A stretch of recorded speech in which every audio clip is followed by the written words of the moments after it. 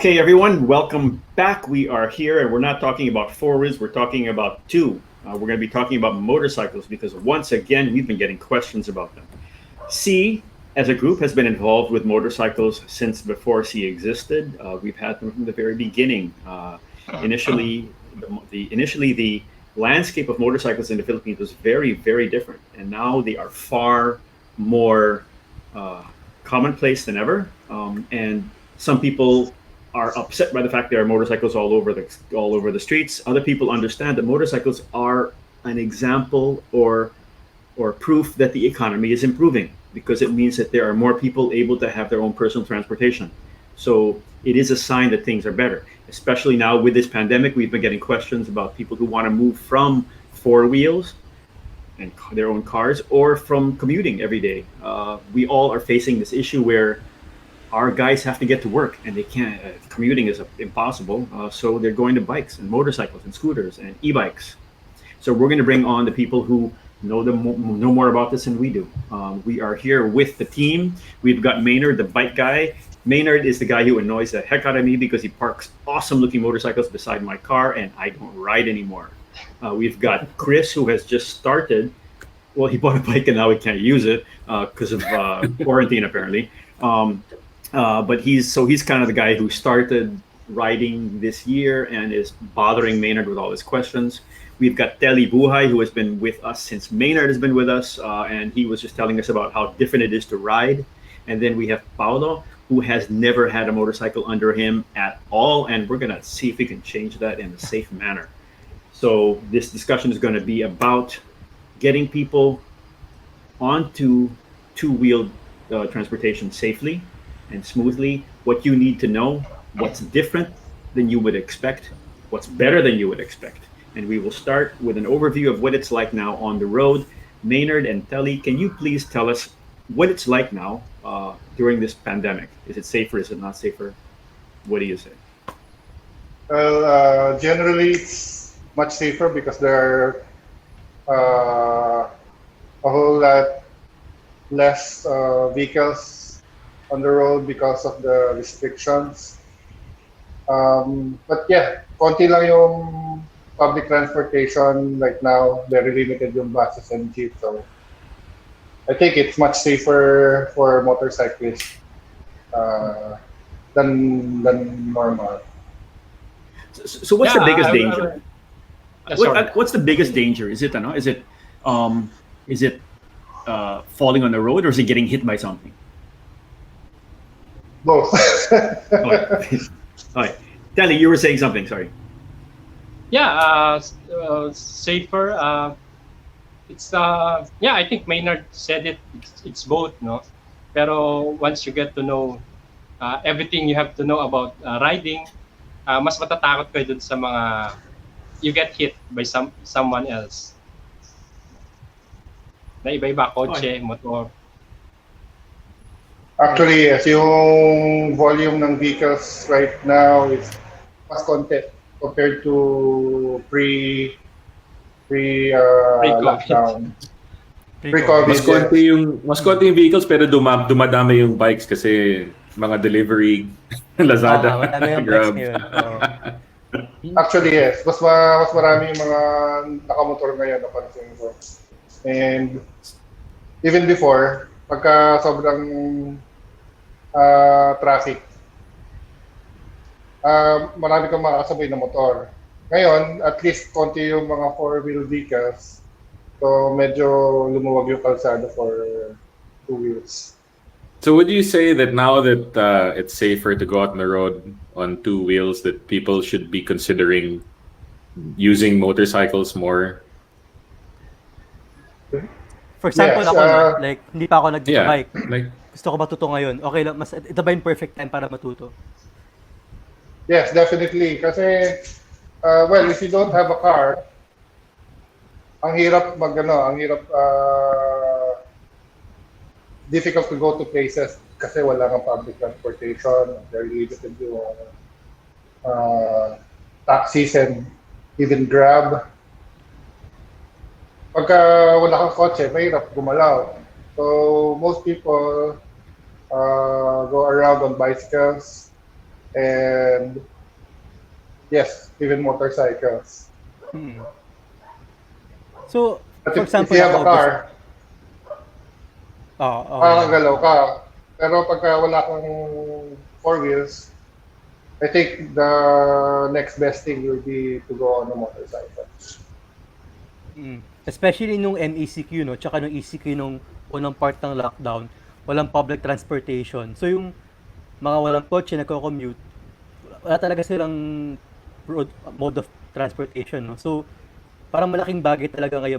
I know a lot of people who've been trying to get into bikes, diba? So, as a new rider, ano yung mga kailangan namin i-consider when it comes to riding a bike? Well, first of all, kailangan mo ng driver's license.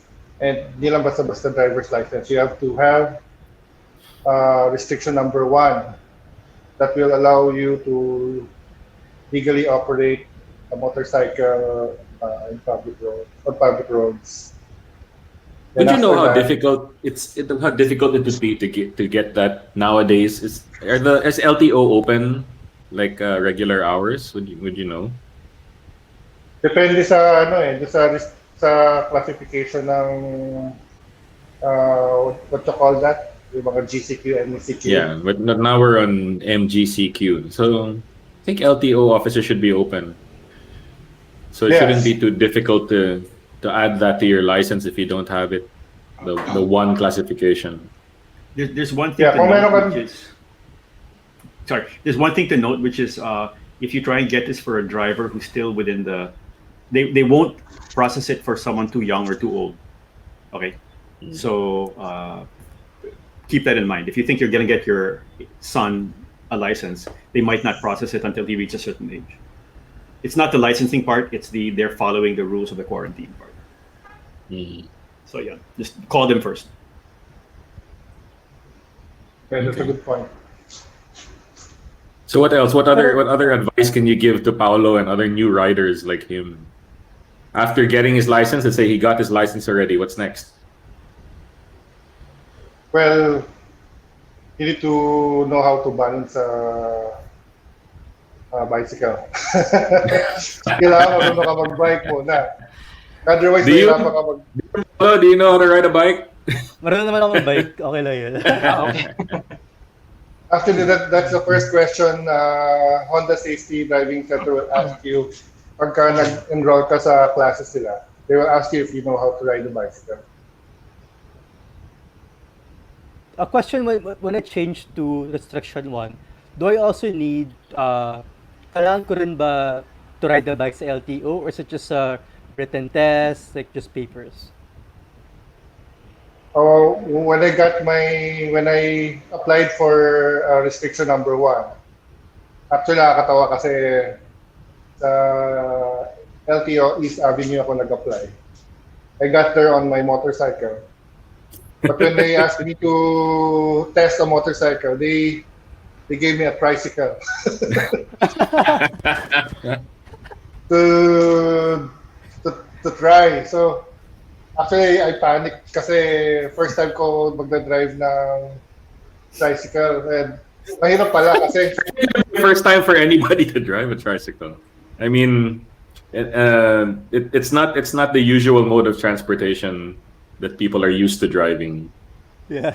yeah, so nakakatawa kasi they have this small parang test track where you can go around. So when they ask you to drive the tricycle, sabi ko, oh no, first time ko mag-drive ng tricycle. So hindi pa siya yung bagong tricycle, yung medyo bulok-bulok na. So I kickstart, tumama pa yung pa ako ron sa somewhere, so sakit. Tapos nung napastart ko na yung tricycle, hindi siya balance talaga eh. May kumukontra yung steering, yung yung handlebars niya. Right, kasi nandun yung sidecar. Ang bigat pala nun, so you have to kumontrahin mo yung weight na yun. So, noong una, bumabangga-bangga pa ako sa mga pilots. Pero after a while, I got used to it then. successful naman.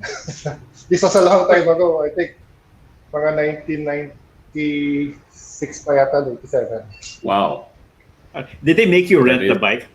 Because for me, I had to rent a really bad motorcycle for like 20 minutes just to. Actually, meron siyang I think they rent it from someone else. Then Yeah. they pay the guy. Yeah. Okay. So, pero very minimal lang naman yung cost. Speaking, that's what I did, no? Kasi nung kumuha ako ng driver's license, since hindi pa pwedeng magmotor dahil nga kukuha pa lang, they rent me out a bike na pinagamit sa akin ng 2 minutes. I rented it for 2 minutes kasi takot na takot yung owner ng bike. And, what I did parang, andat ko. Side stand. Okay na yan. Marunong ka na. Well, that's one of the more siguro or dubious practices dun sa loob. Yeah. Pero marunong naman. Kaya don't be They told, surprised they kung told me maraming, not to use maraming- they told me not to use the front brake because it was busted. There are two schools when it comes to braking. There are people who doesn't like using the front brake, and there are those who don't use the rear brakes at all. Really? I belong. Yeah. I'm more. Di ba mas of- madali sumemplang if you just use the front brake? mas malakas yung stopping power when you use the front brake. Yeah. So for emergency braking, you use the front brakes also together with the rear brakes. Tama ba yun? Depende sa riding conditions. But Yeah. normally, I only use the front brake. Pero pagka umuulan, I use them simultaneously. Sabay. But what did they teach you in schools? Did they teach you to use the front? Do they use the rear? Do they teach you when to use what brakes? I mean, what's the official or is there no Depende rin sa school yan. Sa Honda Safety Driving Center, I think they encourage you to use the rear brake. But when pagka-performance riding naman, they only encourage you to use the front brake most of the time. Kasi mas maikli yung stopping distance mo pagka front brake. Kasi yung weight transfer, once you hit the front brakes, nasa harap lahat. So, you have more traction Okay. sa front wheel. I remember taking the Honda Riding Academy a long time ago also when I was learning how to ride, and they're very thorough. They're very, very thorough, and once you come out of there, you know exactly what you're doing. Are there any other Yes, schools I that agree. teach you how to ride a bike for new people like Paolo, people who want to get into motorcycles? Where else can they learn how to ride? Right now, sige, Tommy. go na. Well, sige. Meron kasi mga schools, they specialize naman sa off-road because it encompasses everything na eh. Pag natuto ka sa off-road ng konti. Off-road, wow. Yeah, konting off-road, not motocross na. That's what I was for thinking. medyo advanced. So, pag nasanay ka ang mentality nila is pag nasanay ka sa lupa or buhangin or mga kung ano ng dahon sa kalsada, hindi ka na mabibigla. Sanay ka na eh. So that's one of the principles ng off-road riding. So that's one, I think, one of the best na pwedeng i-consider if you're just beginning to ride. I agree. Pagka nag-aral ka sa low traction environment, mas nararamdaman mo yung kapit ng gulong. So, masasanay ka sa madulas na surface. So, once you hit the road sa tarmac, sobrang laki ng traction. So, hindi ka magugulat. Unlike pagka nag-start ka sa asphalt, tapos medyo slippery yung road, magpapanik ka nun eh. Pero once na nasanay ka sa low traction environment, I think yung reflexes mo mas mahahasa. So there are I understand there are also people who teach how to ride motorcycles in a one-on-one basis. Is that true? Are there people who do that, especially now that we're under quarantine, whether GCQ or ECQ?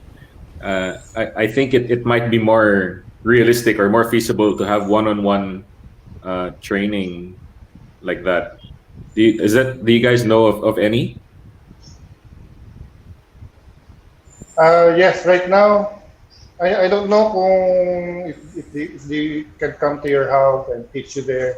But I know you can schedule a class one-on-one by contacting guys like Joey Rivero, and I think Meng Sevilla also teaches one-on-one. Maybe what we can do is we can put in the captions contact numbers, contact details for people who are interested, who want to learn how to ride motorcycles. We can leave all the information that we have on our caption or on the description of the video when we're done. Yeah, so i-search mo lang sila sa Facebook actually. Basta kagad. Perfect. Sige. Mm-mm. But right now, if you wanted to have a more formal training, you can go to Honda Safety Driving Center and apply for a scooter course or basic manual motorcycle course. Marami naman Okay, silang so- class. So they also have big classes for big bikes na rin. Eh. Oh, I didn't know that. But would you say that learning a manual is still important? Learning a manual transmission is still important for somebody who's getting into motorcycles? For me, mas mabilis if you learn how to ride the motorcycle using a scooter muna. Para wala yung Yeah. all this yung complexity ng manual transmission, and kasi pag bago ka, you have to concentrate muna sa balancing, braking, and throttle control. Pagka manual, medyo tricky yun kasi isipin mo pa yun eh, kung kailan ka mag-shift. So I guess, mas madali sa scooter kasi twist and go lang yun. So you wouldn't recommend a beginner to go into manual bikes right away? Yes. You recommend they start with a scooter, and I think almost all scooters are CVT, fully automatic, and then the underbones are semi-automatic. So, when does the manual transmission come in when it comes to the motorcycle segment? Usually above 200 cc already. Hindi naman, meron naman may mga manual motorcycle naman na less than 200, like yung 110cc, yung CD110. Meron pa ba nung Tels? Yeah. Yeah. Tapos, Ang karamihan ng manual is around 125 to 150cc. Meron ng manual clutch lever. And pagpataas, usually manual na. tapos depende pa yun sa motorcycle. Kasi iba yung shift pattern pagka business model, pati yung Business model. solo commuter. So they bike. have different shifting patterns. They're not Yes, all pagka- manual transmissions are the same. Yes. Actually, yung shift pattern lang naman nagbabago. But yung principle ng Yeah. clutch and the transmission is the same. Pagka business model, rotary yung tawag nila ron sa shift pattern niya. So, puro pababa, no? Tells, tama. 1, 2, 3, Yeah. 4. Then if you want to downshift, patras naman. May lever siya sa heel. So, Okay. you press that to downshift. Pagka yung ano naman, yung solo commuter bikes, may yung shift pattern is first gear is shift down, Then, after that, you shift up na. That's confusing. Umpisa lang. Yeah. Ano, you get used to it naman. I never knew the commercial model one. That's new to me. Actually, So when parang, you're- ano siya, parang underbone. Yung underbone, most commuter underbones may rotary pattern. Okay. Pero some underbones has yung ano na, yung isang shift pattern na 1 down and 4 up. Is there a way to go straight to neutral from fourth gear, or you have to go down the gears all the time? Sorry, these are newbie questions because I've never driven a manual motorcycle. Also, I'm with my scooter and it's automatic. I don't have to worry about any of these things. You have to go through the gears. You have to go through the gears one by one. Yes, 1 by 1. Kaya advantage yung mga motorcycle na may gear indicator. So nakikita mo kung anong gear ka. Okay. Okay. What So, bikes? what new bikes? Yeah. What new bikes would you recommend para sa mga newbie riders? Well, pagka totally new sa motorcycle, I would recommend yung mga fully automatic na scooters. Kasi Okay. all you have to do is concentrate dun sa balancing part, Mm. throttle control, and basically how to balance on 2 wheels. So, mas magaan, mas maganda. Like the Suzuki SkyDrive Sport. Sige. Share kayo And sa there's screen also na. the Yamaha Mio Sporty. Yan, mga 115cc lang yan. So, sobrang gaan. Madali siyang Sige, control. share ka sa screen yung SkyDrive Sport. Sure. Ito yung SkyDrive Sport. So ito, Yeah. this was one you would recommend for newbie riders, no? Yes. Magaan yan. Tapos, very newbie friendly. Tapos yung isa pa is yung Yamaha Mio Sport. Mio Sporty. Oh, sige. Yung all Pakita Mio natin Sporty. doon. Oh. Yamaha Mio Sport. So those are underbones. No, these are scooters, sir. Scooter. Oh, those are scooters. Okay. So what's the actual difference? How are you defining? Okay. I see it. Okay. Why do they define scooter and underbone differently? What's the technical difference? And underbones, they have semi-automatic transmission, so you have to shift gears manually. But doesn't have any clutch. So all you have to do is press on the transmission to shift gears, but doesn't have any clutch. Okay. Ako, I don't like semi-automatic transmission. Medyo, kahit na matagal na ako nagmamotor, I still prefer fully automatic or a fully manual. Nice. Ayoko nung semi-automatic. Si Telly, medyo sanay siya sa semi-automatic. Yeah, Like kaya, that, kaya like that. baliktad tayo eh. Yeah, yung Telly. Suzuki crossover, Suzuki Raider J crossover, yan, semi-automatic yan. That's an off-road bike, So, though. okay. Sige, pakita rin natin yun, no? Yeah, dual purpose. A dual-purpose bike. Yeah, you brought that everywhere. I Yeah, saw when- the feature that you wrote for C. You took that everywhere, through rivers, through hills, through dirt. Actually, yun yung last long ride ko before the lockdown. kasama rin si Telly. Tayo. Yeah, Yeah, that one. Kaya, That looks interesting, huh? yeah, that's nice. I don't think I've So seen tell much me- of this bike.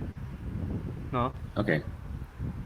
It kind of has like that motocross feel. I don't know. I don't Yeah. know much about bikes, pero sa yung harap, yung fender ba yun? Sa harap. Anyway, Yeah. Maynard, you mentioned these bikes or these models. Ano yung price range ng mga to? Itong mga bagong, for the ones that you recommend for new riders? I think yung price range nasa 60K to 70K. Okay. So Telly, I I'm can't curious. remember the exact price.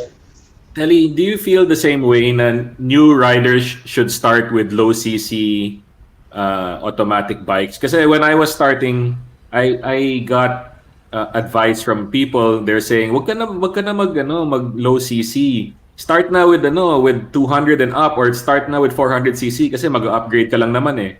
So yun yung sinabi sa akin, 'di ba? So and then they told me to just kahit na it's harder to learn, just learn with a higher displacement bike, learn with a manual transmission.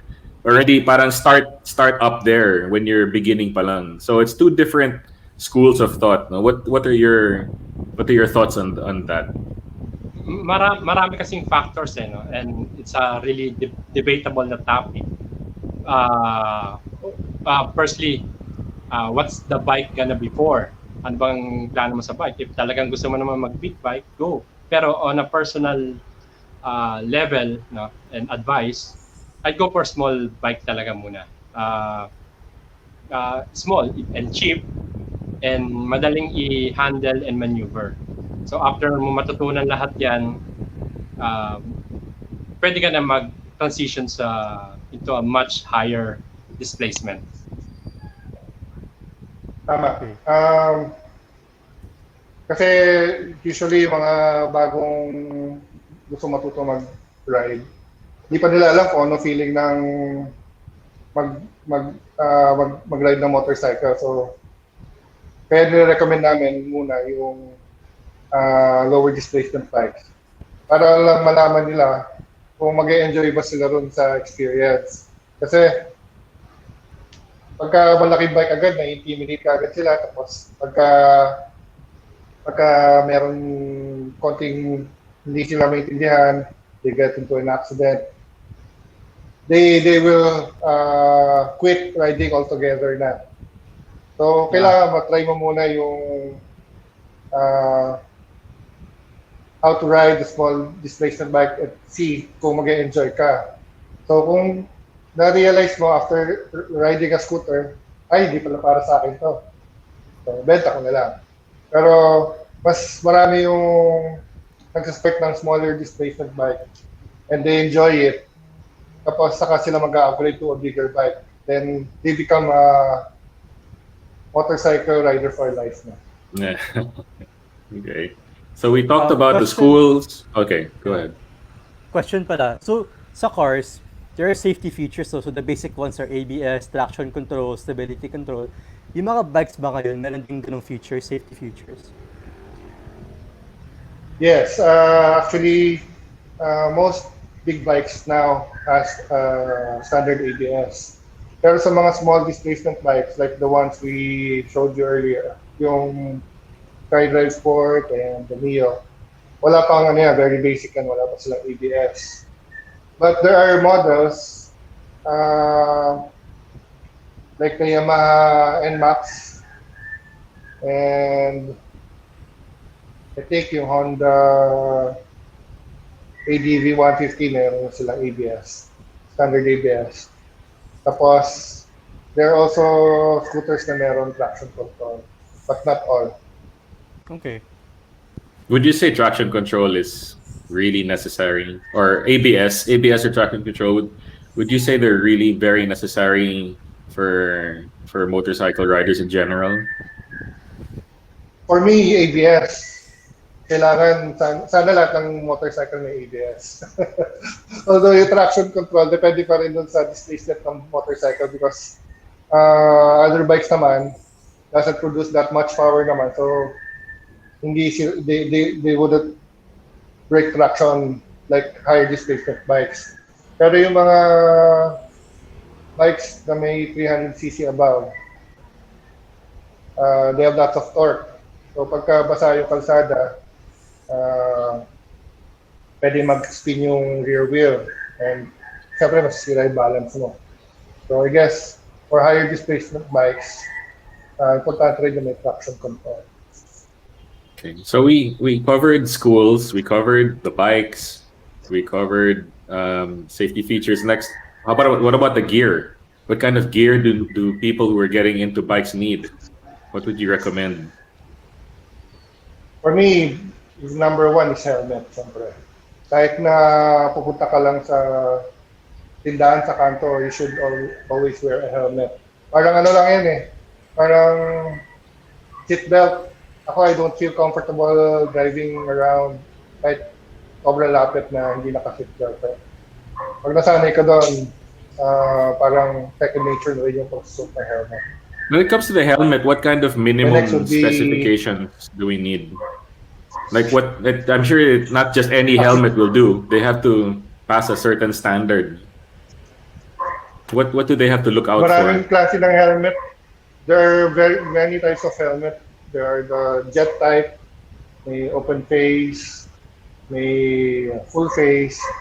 But I suggest you get something that passes yung DOT standard, ECE, 2205 yata yung standard yung sa Europe.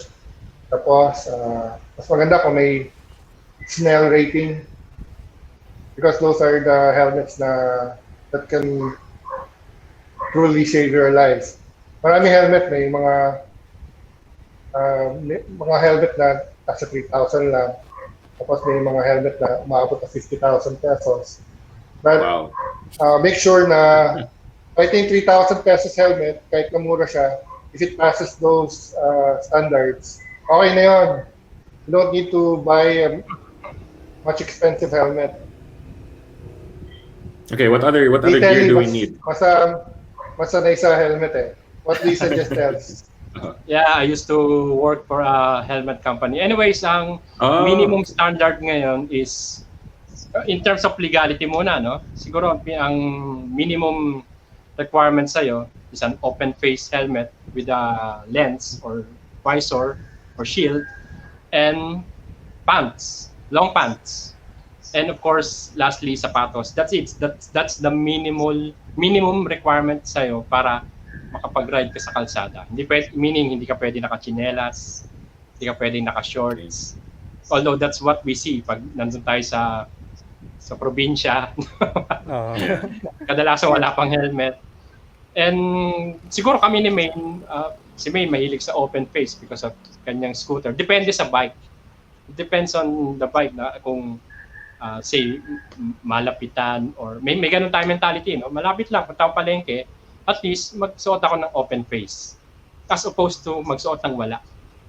O bawal, meron din nagsusuot sa atin yung parang what you call skull cap, yung parang cap lang. As of now, that's illegal. Karamihan sa kanila is hindi standard up to the specifications ng DOT or ECE. Ang tawag So, nila compliance helmets lang eh. Yeah. Para lang masabi na may suot na helmet. Naka-helmet siya. So, Pero wala point. wala siya, doesn't offer any safety at all. No. Yeah. How about gloves? Would you recommend gloves for beginners?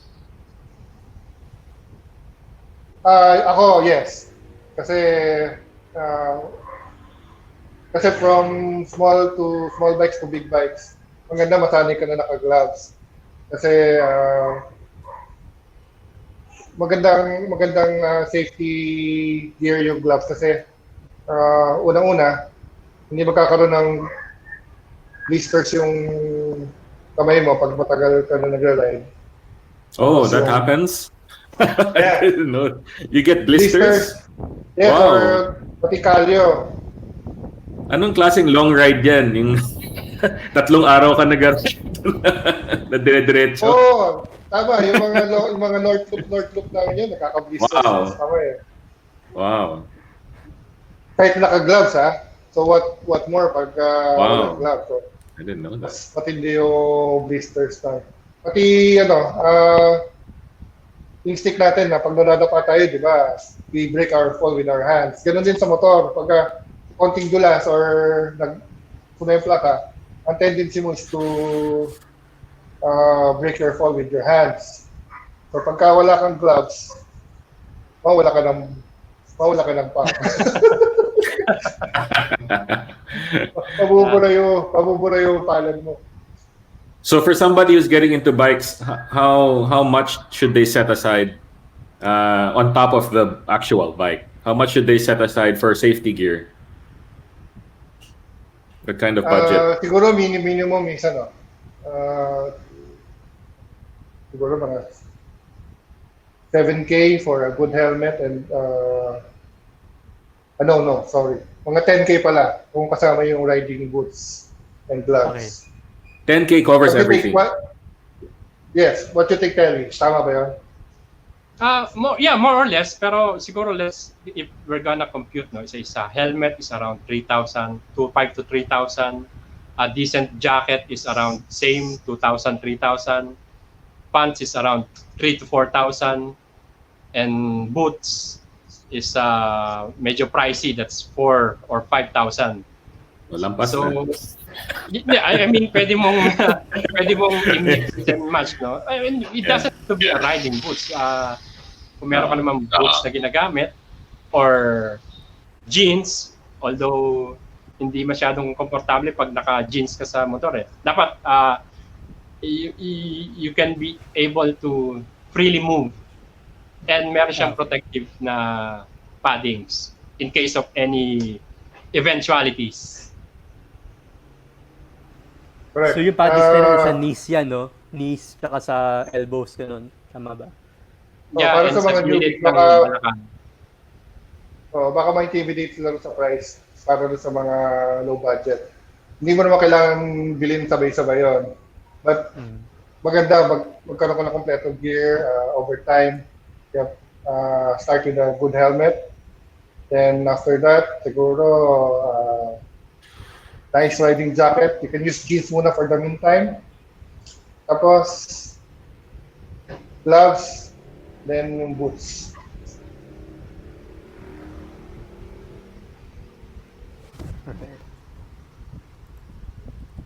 So, is there anything else that newbies should know coming in? Any advice that you can give newbies, like dangers on the road, things that maybe the school won't teach you? Ako, always assume that the other drivers cannot see you. Kasi ilalagay mo yung sarili mo dun sa mga lugar na alam mo, kita ka ng driver ahead and driver behind you. Kasi assume mo palagi na hindi ka nila nakikita. So you have to ride defensively. Kasi ako, lagi ako naniniwala na nobody wants to hit you naman. As much as possible, other drivers will avoid you. Pero if you put yourself in harm's way, then medyo nag-overtake ka sa right side o alanganin yung mga sigit mo, you're putting yourself at risk and other people also. So, always assume na hindi ka nila nakikita. Then, ride defensively lang. How about you, Tels? Yeah, that's the same with you, no? The proactive approach na anytime pwedeng yung katabi mo is biglang kakaliwa o kakanan. Dito siguro yung situation na hindi obra yung right of way. Kasi kahit pa nasa right of way ka, nabangga ka na, talo ka na doon. So you have to be very, I'm not saying paranoid, no, but siguro it helps. Pero I should always assume na malayo pa lang may tao, baka biglang tumawid yan. May aso pa lang sa malayo mo, bagal na kagad. Hindi yung pwedeng, kakaliwaan ko na lang to or iiwasan ko. You have to be very smart sa same as driving or riding anything, no? So very calculated lahat. What are the kinds of etiquette? I mean, is there such a thing like rider's etiquette that people, like parang unspoken rules, mga ganyan? Like for example, when it comes to lane filtering, what is the accepted behavior for bike riders on the road, or is it okay to go up in front during a stoplight for all the get in front of all the cars, or do you have to stay back? What is the accepted etiquette among riders that newbies should know about? Because for me, I make a lot of mistakes as a newbie rider. There are things that people don't tell me what to do or how to be on the road na di ko alam, bastos pala yung ginagawa ko. I don't know. Just starting out and nobody teaches me these things. So what are those things? Ako muna, Tess. Sige. Well, pag nasa kalsada ko, I always give enough room dun sa mga other vehicles. Pagka hindi kasya, hindi ko na ipipilit kasi nasa car driver also. Naiinis ako dun sa mga nagmamotor na sobrang sikip na nga, ipipilit pa nila yung motor nila. So, malaki possibility na magasgas yung brake job. Tapos, tumama yung side mirror. So, nakakainis yun. Tapos, lalo lang sila magagalit sa mga nakamotor. So, laging enough space. Pagka hindi kaya, huwag lang, ipilit. Tapos, gusto namin palagi kami nasa harapan ng intersection kasi sobrang init kasi pagka nasa traffic ka. Tapos katabi mo mga kotse. Sobrang init. Kasi nasasagap mo yung exhaust, tapos yung init ng makina. So gusto namin nandun kami sa harapan para mabilis kami makaalis sa init. Okay. So okay lang. Mas ako, I suggest na mag-filter kasi maraming car drivers din na preoccupied. Tapos kung nakasunod ka rin sa kotse sa harap mo, may mga times na hindi mapansin ng driver sa likod mo na huminto ka na pala. So bababa ka. So mag-filter ka na lang. So for four-wheel drivers, it's best that we give them space sa side so motorcycles can swoop in so they can filter in front, no? Yeah. Well, ideally. Ideally. Ideally. So, siguro, one way to What look at it, no? Parang, kaya rin merong filtering. Sabi nga nila, yung legality is debatable, pero it's highly recommended and safer for everyone. Or look at it this way. Imagine na nasa traffic, no? Then yung motor, alam naman natin ngayon, if I'm not mistaken, we have 7 or 8 million motorcycles right now registered. No? And imagine yung dami ng motor is hindi sila nag-filter. Sinunod nila yung kailangan nakapila. So can you imagine the long line behind you, tapos may kotse dun sa harap na pinakalikod pa, ang gagawin pa niya is bubusinahan pa yung motor. Oy, tabi ka dyan. Because I want to go ahead then. So I think it has to be parehang mindset ng rider and driver na siguro okay lang naman, filter, sige, mauna ka na para at least, sabi nga ni Maynard, saglit lang naman yan eh. Pag nag-go na yung traffic signal, dediretso na yung motor. And ako rin as a driver, okay, at least wala na yung potential hazard sa harap ko or sa gilid ko or sa likod. So guys, thank you very much for joining us today, especially Maynard and Telly for enlightening us on how to ride bikes, especially for newbie riders. Yeah, so this is our first episode on motorcycles, and we hope to see you again soon on more episodes. Did you learn a lot? Thank you for having I learned a lot, like So what? especially with like ano yung bikes na kailangan kong simulan, ano yung safety gear. So those were really helpful for me. So what bike are you gonna get? We'll save that for next episode. Save that for the next episode. Yeah. All right. Thank you, guys. Thanks, guys. Thank you. Thank you, Tels. Thank you, Telly. Thank you, guys. Bye-bye. Welcome.